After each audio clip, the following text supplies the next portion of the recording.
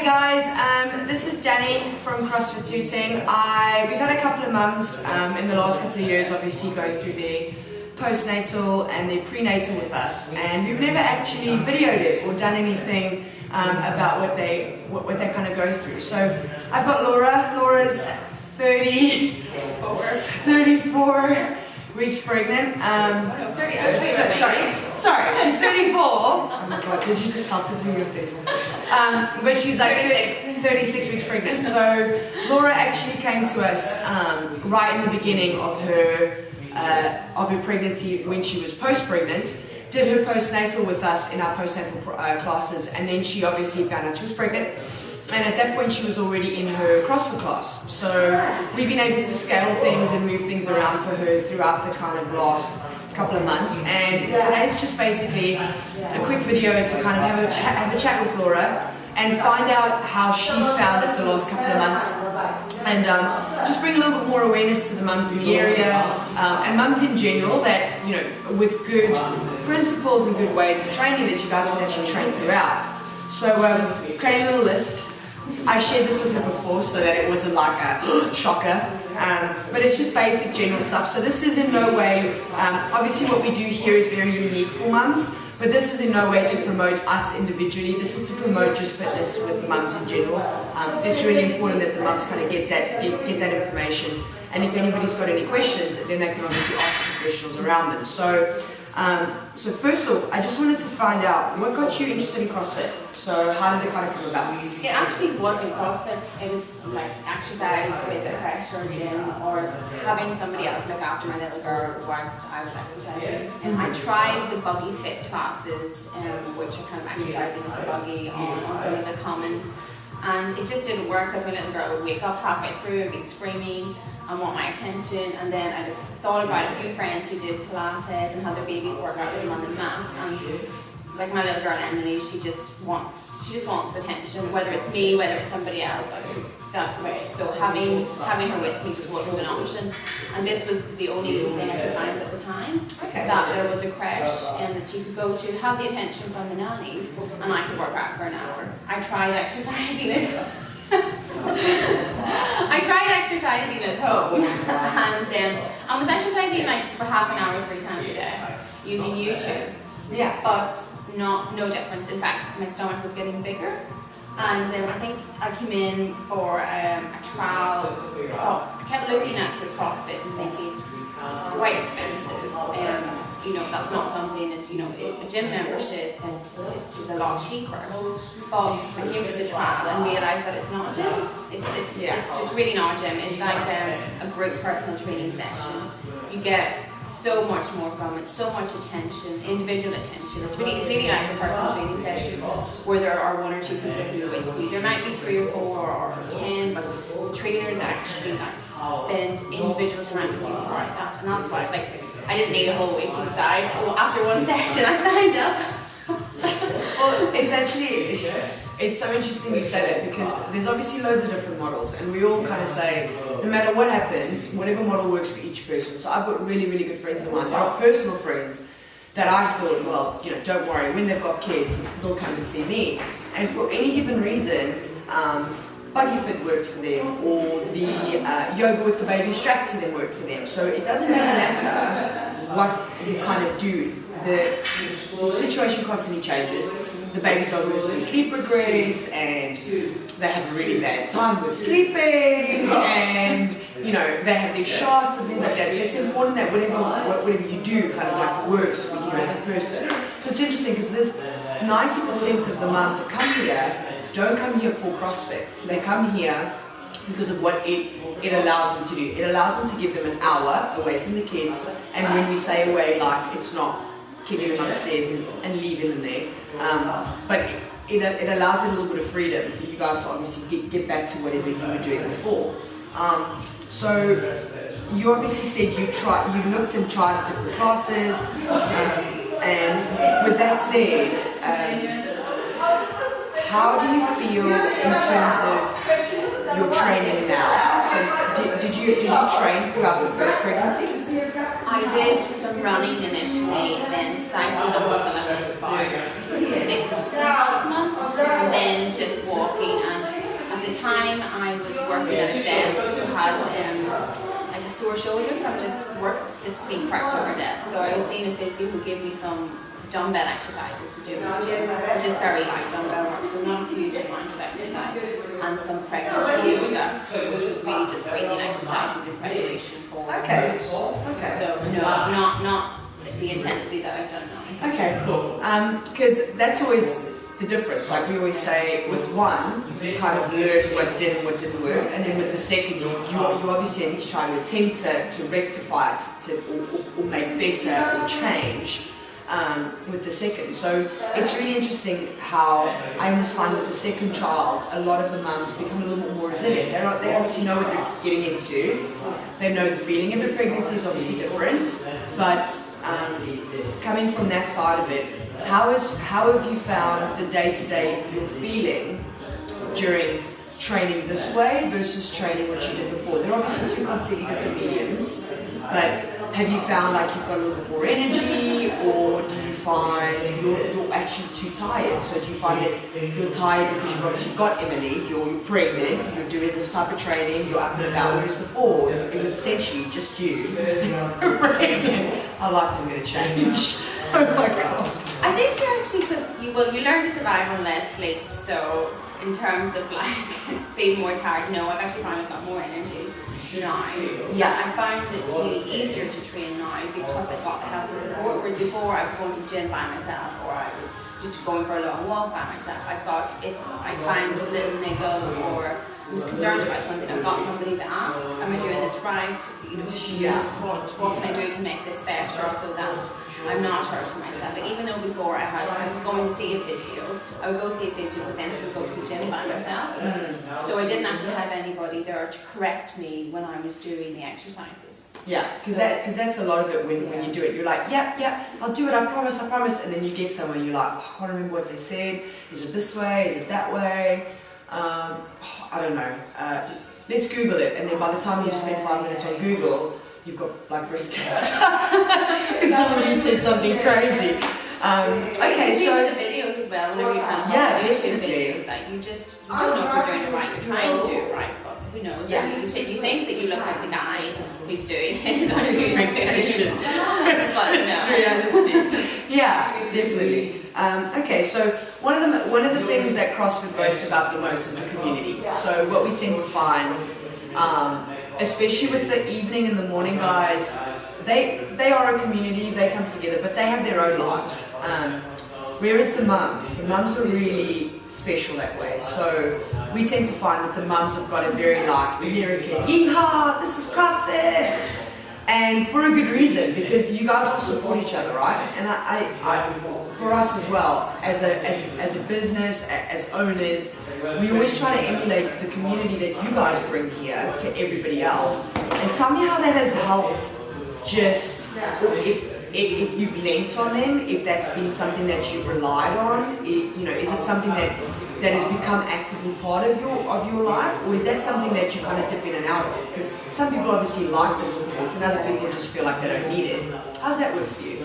I think the support is excellent. Like in terms of actually working out, we all give each other support. So if the trainer is helping somebody else, then there'll be somebody who has been here a bit longer, maybe a few months or a few years longer, and we always try and support each other. It's just something that I guess you guys have probably tried to support within the community, and everyone just wants to help everyone do better. We're all here to learn. That's what I really like about it. That I keep going back to, it's not like a normal gym, because everybody is here to learn, and we're constantly trying to make ourselves better. In terms of the community, like everyone meets up regularly. I've actually got like now good friends here, not dinner. We drink a lot. Oh my god. When we're not drinking. Yeah, I participate too much in the drinking part, but yeah, all the mums regularly try and do social events together, because we realise we kind of treat it like a job, actually. I think like CrossFit, like we socially we would have went out with work, so we think of this as a job, and then socially sort of we go on together again. And now there's a few of us who are pregnant together, so we're sharing actually that journey together in terms of like having a toddler and managing, exercising, and caring for the toddler and the newborn. I'm so scared when all of you guys are postnatal again. Which is actually really cool because we've never really broached the prenatal side of it. Like obviously if we have anybody that is pregnant when they do CrossFit, we obviously take them through the journey and we individualize it. But it is something that the more and more, especially in the area that we're in, it's going to be something that we're going to have to address because there's so many mums that get in touch and go, I'm 12 weeks pregnant, I'm 14 weeks pregnant, I'm freaking out, I need to get strong, I keep on getting told that exercise is really good for me, CrossFit's crazy, is there a happy medium, do you guys offer something? I see you offer a mum's program, can we jump in even though we can't come to the morning? So that's something that over time we want to obviously bring back. There's loads of you guys that have had the baby and kind of done the whole spiel with us, but being able to bring that to the community and allow us that opportunity is something that we're obviously going to have a look at. But like with this now, have you found your training per se, how have you psychologically coped with having to scale things down? Because you're known as like the mum that won't stop. How have you found trying to mentally go from going, I'm really fit, I'm really strong, I've got all these skills, I'm empowered, I'm pushing, and then, oh wow, my body's changing, I need to dial down a bit and like listen to my ability and my standard right now. How have you found working with that? Really difficult actually. Yeah. I just found it because I did postnatal from September to February. And then February I started joining with me in kind of CrossFit classes, and then found out I was pregnant towards the end of March. So not very long. And one of the things I like about CrossFit is because I took a career break, so I'm not working, but this means I'm learning something new all the time. So I really enjoyed that aspect of it. As I said, I treated it like a job that I come in, I'm learning, I need to do better. And I think it's really good that I couldn't learn as but actually, the way the coaches have worked with me, I am still learning new things. Like yesterday, I had a personal best on doing an overhead squat with a dumbbell. And I hated working. I initially hated working with dumbbells. They're so hard, right? They're just so hard.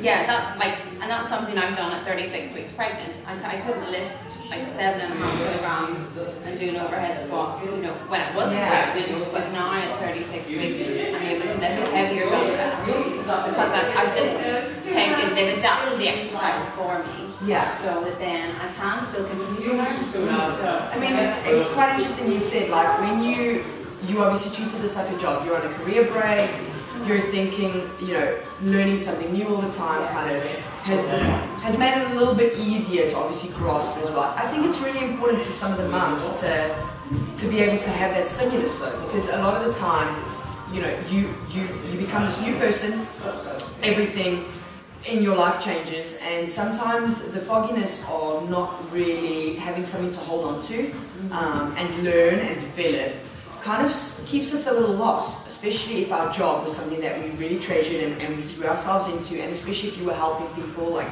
you said you worked in social services. So being able to put your mind on that and then evolve and learn and adapt. Some of the mums, we've got 2 or 3 of the mums that have actually gone, do you know what?